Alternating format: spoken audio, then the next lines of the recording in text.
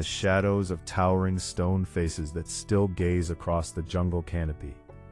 The ruins of Angkor whisper a haunting truth about human ambition and fragility.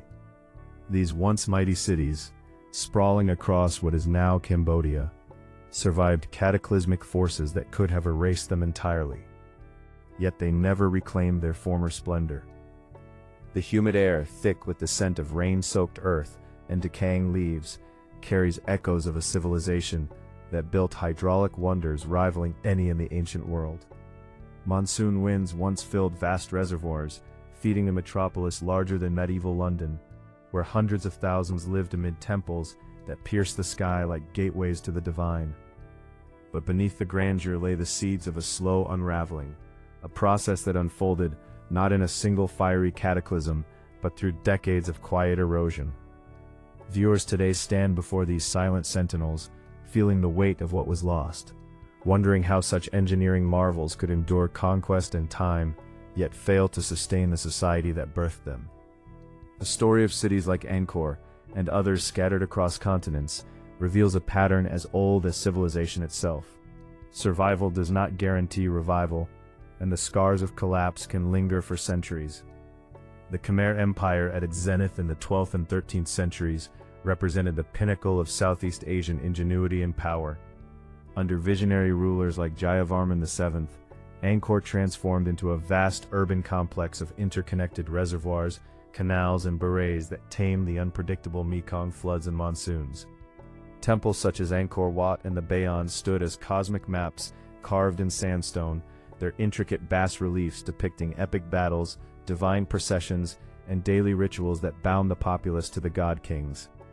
Merchants from distant China marveled at the bustling markets overflowing with rice, spices, and exotic goods, while laborers toiled under the relentless tropical sun to maintain the intricate water systems that supported rice paddies stretching to the horizon.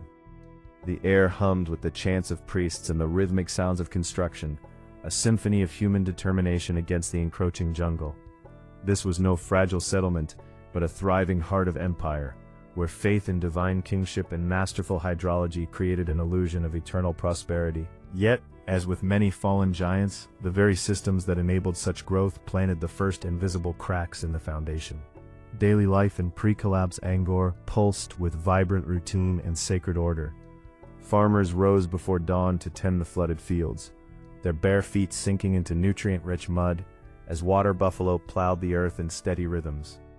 Children played along the banks of massive reservoirs, reflecting the golden hues of sunrise on temple spires, while artisans crafted intricate carvings, and traders haggled in crowded streets, lined with wooden houses on stilts. The scent of incense mingled with the earthy aroma of cooking fires and blooming frangipani, creating an atmosphere of abundance and spiritual harmony. Nobles paraded through the city in elaborate processions, their silk garments shimmering under the canopy of palm trees, as the king embodied the divine link between heaven and earth. This world felt immutable, a carefully balanced ecosystem where human labor and natural cycles sustained millions. Silence fell only at night, broken by the calls of nocturnal creatures and the distant chants from temple complexes, where thousands maintained the sacred spaces. It was a life woven from ritual, agriculture, and community, seemingly insulated from the chaos beyond the empire's borders. Yet even in these golden days, early warning signs flickered like distant lightning on the horizon, invisible to most. Prolonged droughts began to parch the land in the late 13th century, cracking the soil of once reliable paddies and straining the vast network of canals and reservoirs engineered over generations. Subtle shifts in monsoon patterns, driven by larger climatic forces, went largely unheeded, as rulers focused on monumental projects and military campaigns. Deforestation for farmland and temple construction altered local hydrology, increasing vulnerability to both scarcity and sudden deluges.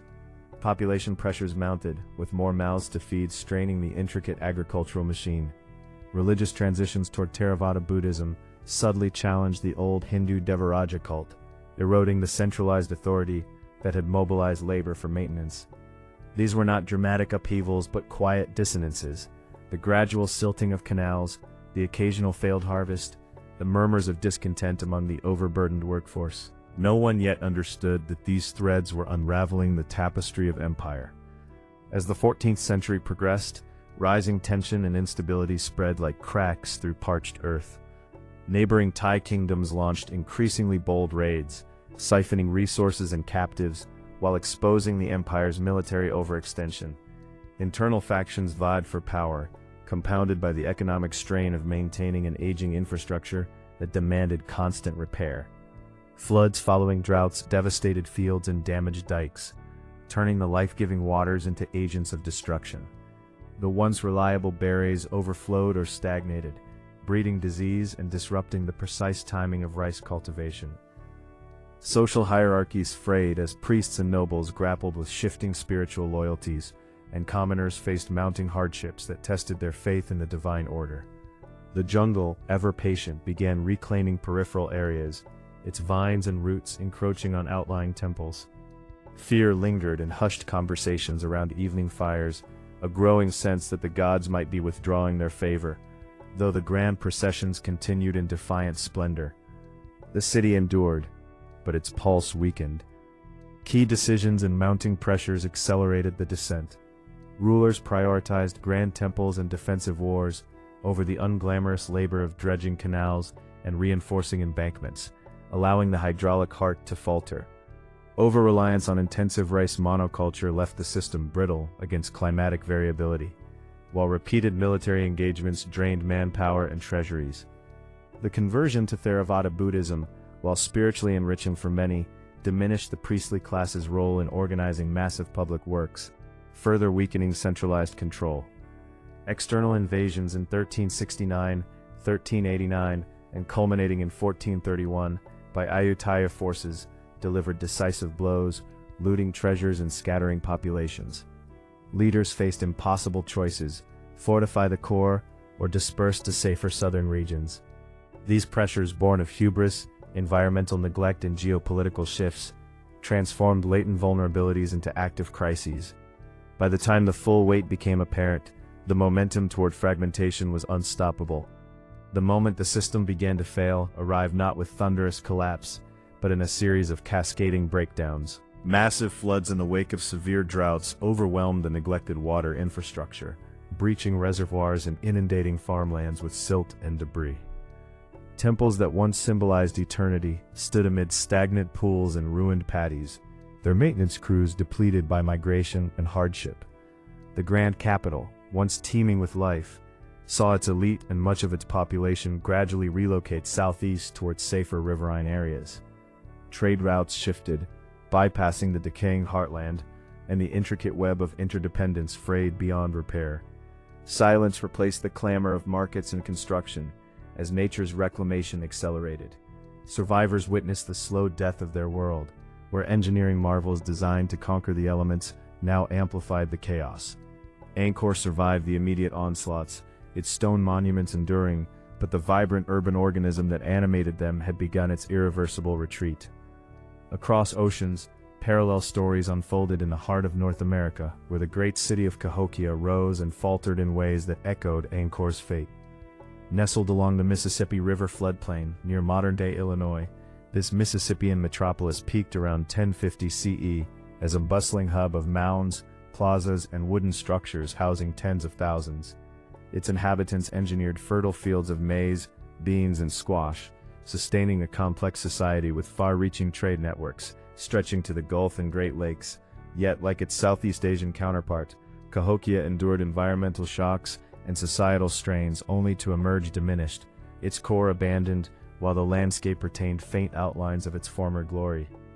The earthen pyramids and plazas, shaped by human hands over centuries, stood as testaments to ingenuity, but the people who built them dispersed, leaving the site to grasses and eventual European eyes centuries later. Human consequences rippled through these broken societies with profound cruelty. In Angkor, families abandoned ancestral homes as famine and disease followed disrupted agriculture, their once orderly lives reduced to desperate migrations through hostile terrain.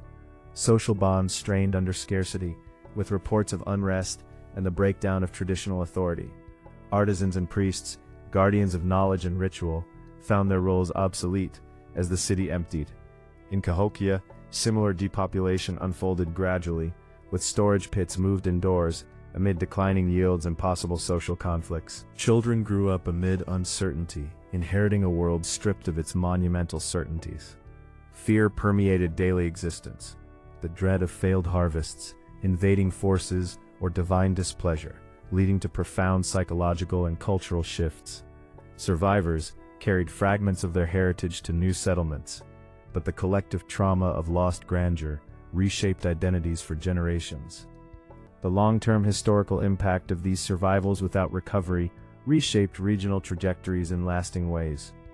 Angkor's decline contributed to the fragmentation of the Khmer Empire, paving the way for new power centers in Cambodia and influencing the cultural landscape of Southeast Asia for centuries. Its temples, reclaimed by jungle, became symbols of lost glory, rediscovered by later explorers, inspiring awe and scholarly debate, while the living culture adapted to smaller-scale riverine societies.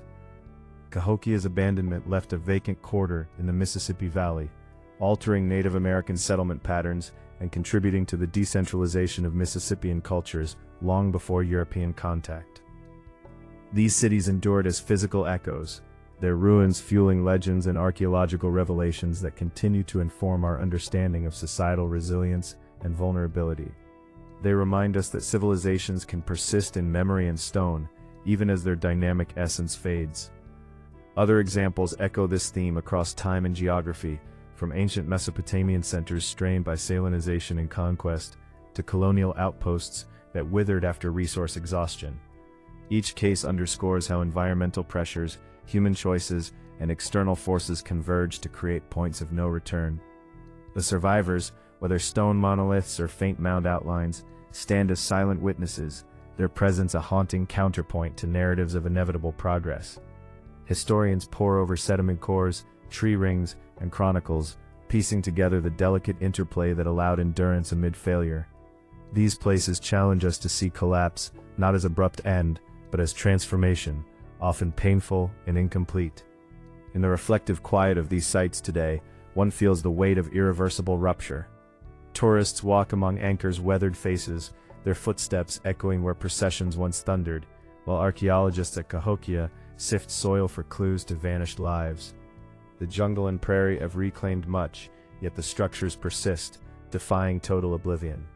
What lessons emerge from cities that refuse to vanish entirely, but could never reclaim their souls? They speak of hubris in mastering nature, the fragility of complex systems, and the enduring human capacity to adapt, even in diminished forms. The silence that now envelops these places carries a profound warning, a reminder that the forces shaping our world, climate, ambition, conflict, remain as potent as ever. As the sun sets over vine-draped towers or grassy mounds, the narrative closes on a note of somber contemplation. These cities survived the storms of history, their remnants etched into the earth as monuments to both triumph and tragedy. They never recovered, yet in their persistence they force us to confront the impermanence of even the mightiest endeavors.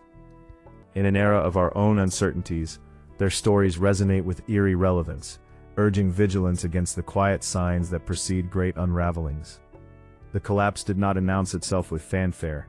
It crept in on changing winds and overlooked weaknesses, leaving behind echoes that outlast empires.